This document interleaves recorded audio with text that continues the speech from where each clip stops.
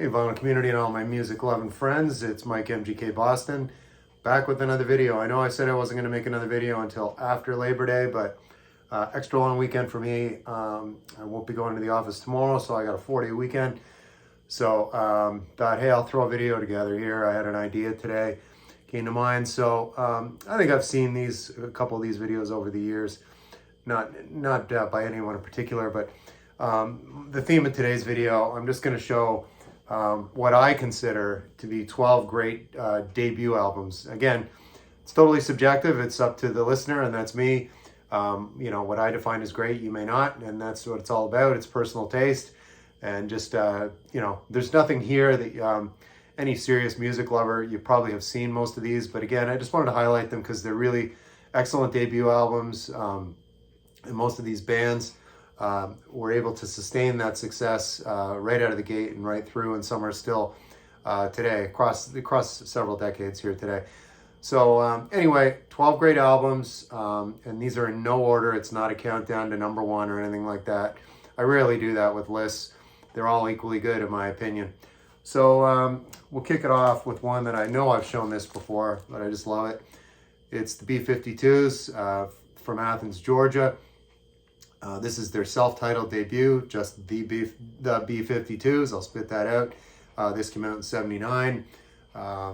Just a legendary party album. And I think they just announced that they're kind of officially done. They were still doing the party circuit, summer circuit, and playing gigs, but I think I saw recently that they're kind of done now. But anyway, yeah, you've seen this before, like I said, but I just love the cool cover art. Yeah, and you know, the B-52s, it's just put this on and it gets the party going. You know, of course, you know, everybody knows Planet Claire, and these are just all the lyrics. You got Planet Claire, 52 girls, dance this mess around, and Rock Lobster rounds out side one. And side two is equally good. No hits really on side two to speak of. There's a Moon in the Sky is good, but it wasn't a single. There's a Moon in the Sky, called the Moon rather. But yeah, it's the B-52s, and it's number 12 on this list of great MGK great debut albums. Jumping around here to some 70s classic rock.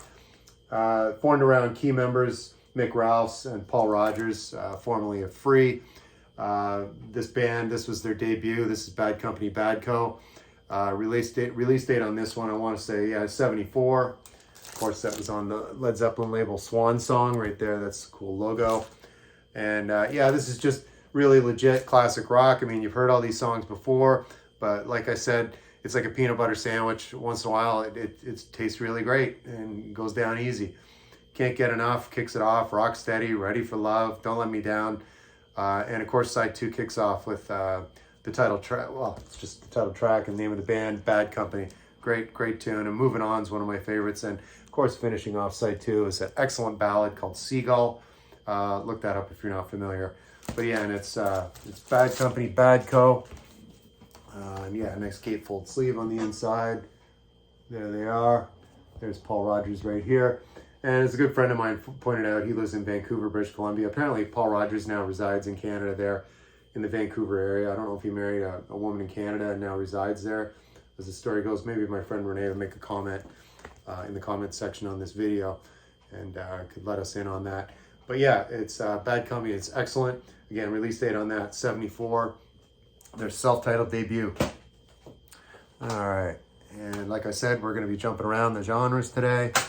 Where am I now?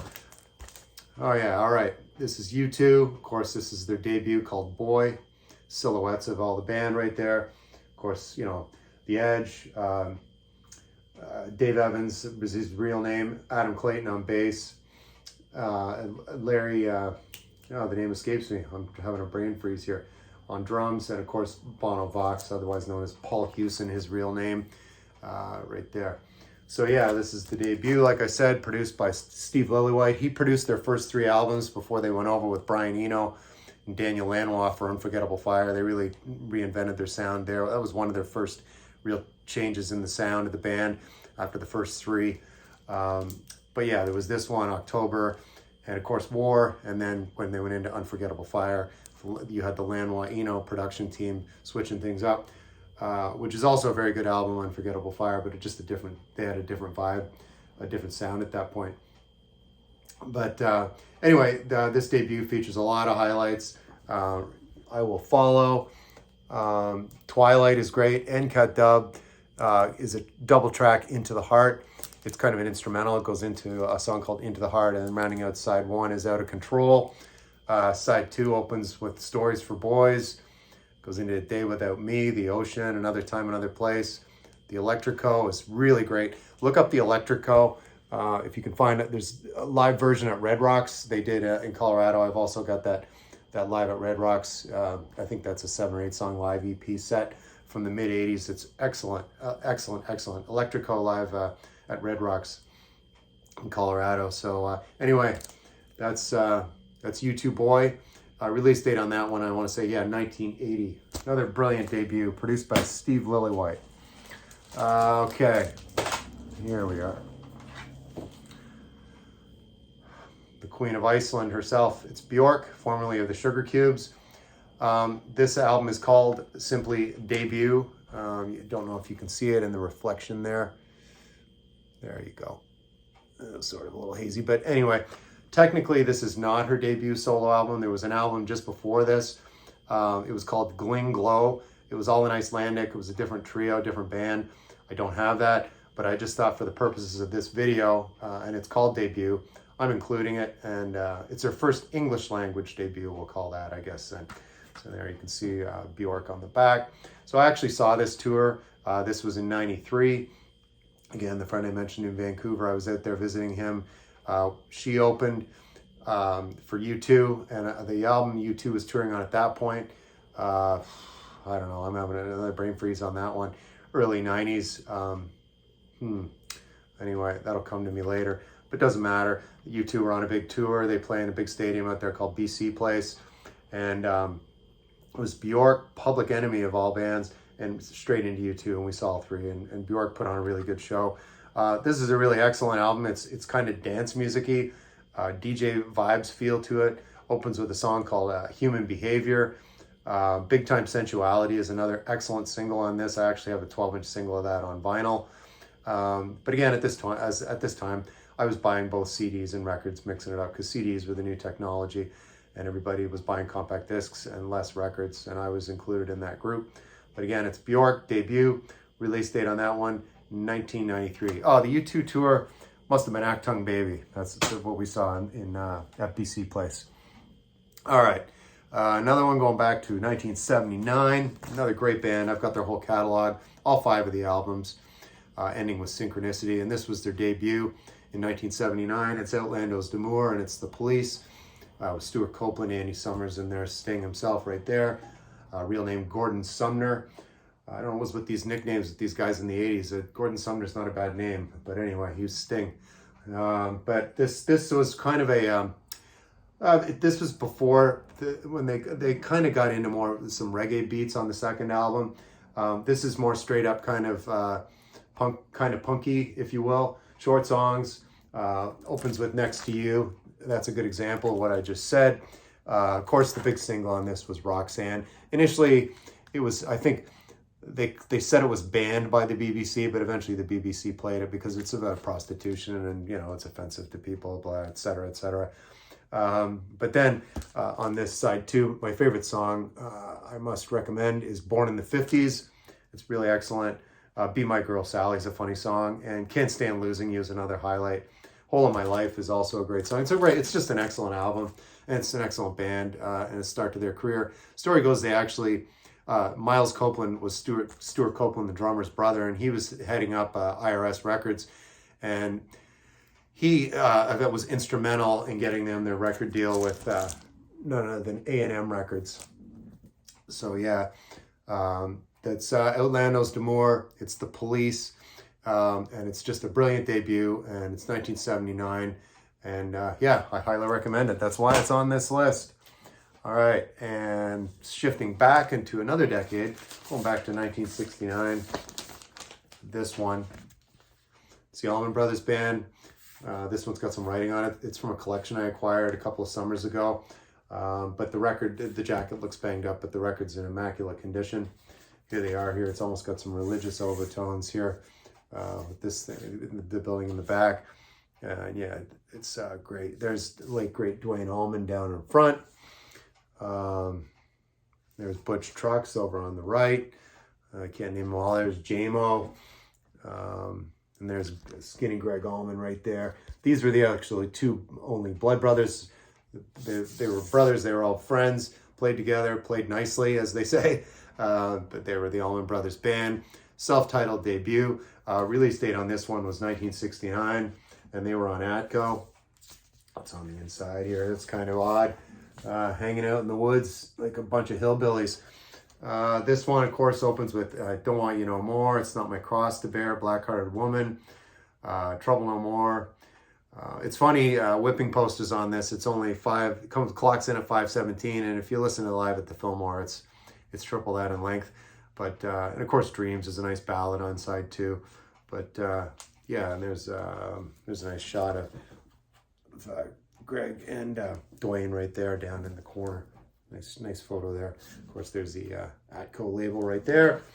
Allman Brothers, again, self-titled debut. Release date on that one, 1969. Where am I on my list? Okay. Trying to keep things in order here, folks. That's what a list should be. All right. Dire Straits, of course, self-titled debut.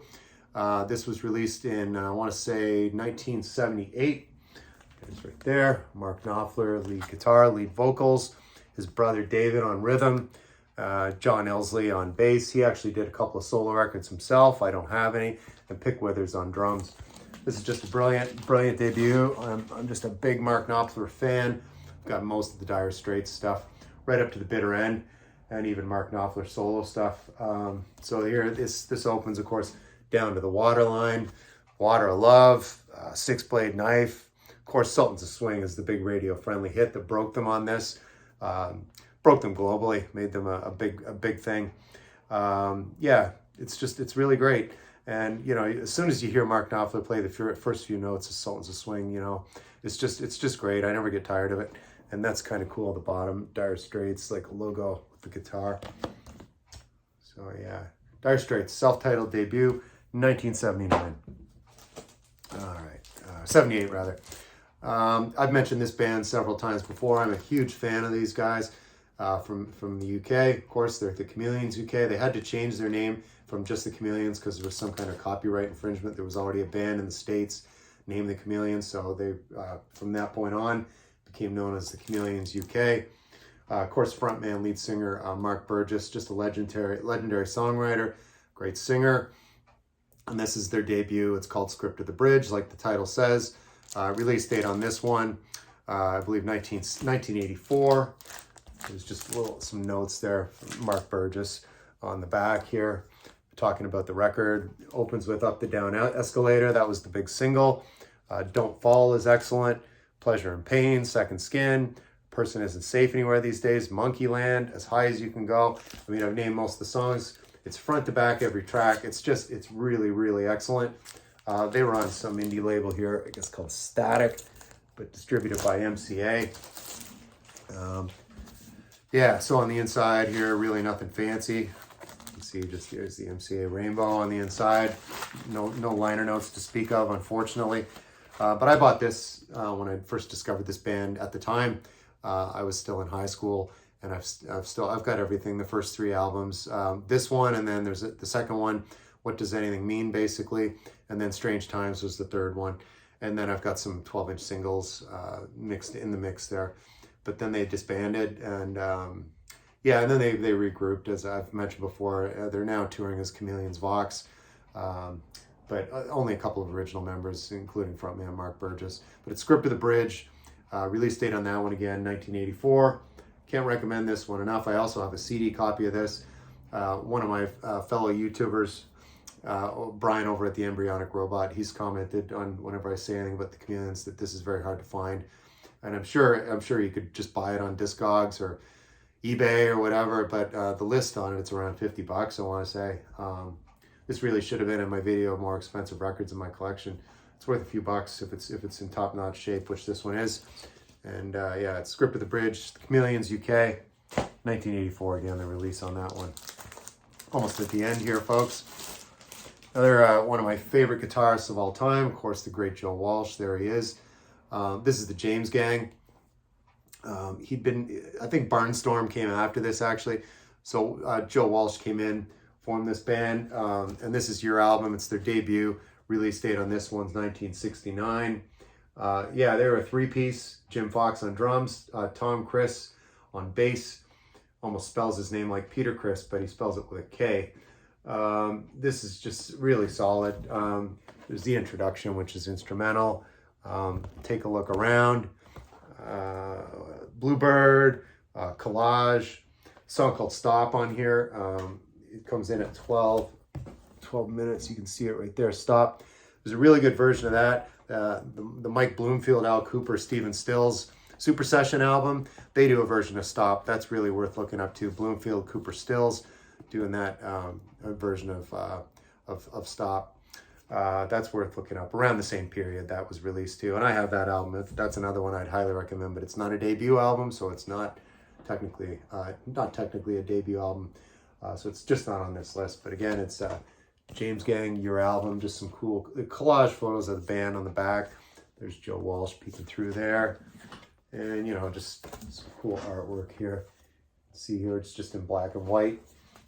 Love the nice gatefold sleeve. And this is an original. It's in really great shape. I can't even remember when I got this, but I've had this for a long time. But, yeah, produced by Bill Schmizik. He was well known in the business at the time. So anyway, it's the James Gang, Your Album. Release date on that one, 69. And they would go on into the 70s and do some more stuff eventually. And then, of course, you know, as the story goes, you know how it ends. Joe Walsh joins the Eagles. All right, so where are we? Almost at the end here. Two more here, folks. So this is Dead Can Dance. I did a response to a thread. I think it was a thread on a particular record label, and I mentioned this band, I believe, in that video. I love them. This is when did this come out? 1984. It's based around guitarist Brendan Ferry and vocalist Lisa Gerrard. Unmistakable vocals of Lisa Gerrard, I might add. And yeah, Brendan Ferry, or Perry rather, he's the guitar player. So it's almost like in the background, it's like this Gaelic or whatever, that's Gregorian chants. It's atmospheric. It's kind of like Cocteau Twins on steroids, if you know them. Just a little more darker. I won't say grim. It does have upbeat moments to it, but I just call it kind of gothic. This is fall music for me. I'll be playing this one in October. I'm a seasonal listener with the gothic stuff, I find, because I was a huge fan of it at the time when it came out. And again, this came out in 84. I don't have this on record. Oh, no, sorry, I'm wrong on the date on this one. This is 1990. Oh, this was a repress on 4AD. I'm looking at 1991, and this is a reissue. Originally released 1984 on record. But it's, yeah, Dead Can Dance. It's the debut. Opens with The Fatal Impact, The Trial, Frontier. Passage in Time is excellent. It's all good. Carnival of Light is probably the best song on this. There's some bonus tracks on here on the CD. And that's, yeah, because those I don't think were on the original pressing. I know they weren't. Yeah, because there's 14 tracks on this CD reissue from 1991. Hard to read that. That's very small print. And of course, it's from my CD library, as you can see down there in the corner. So yeah, nothing much on the inside. Let's see. 4AD were quite minimal. Yeah, as minimal as you can get.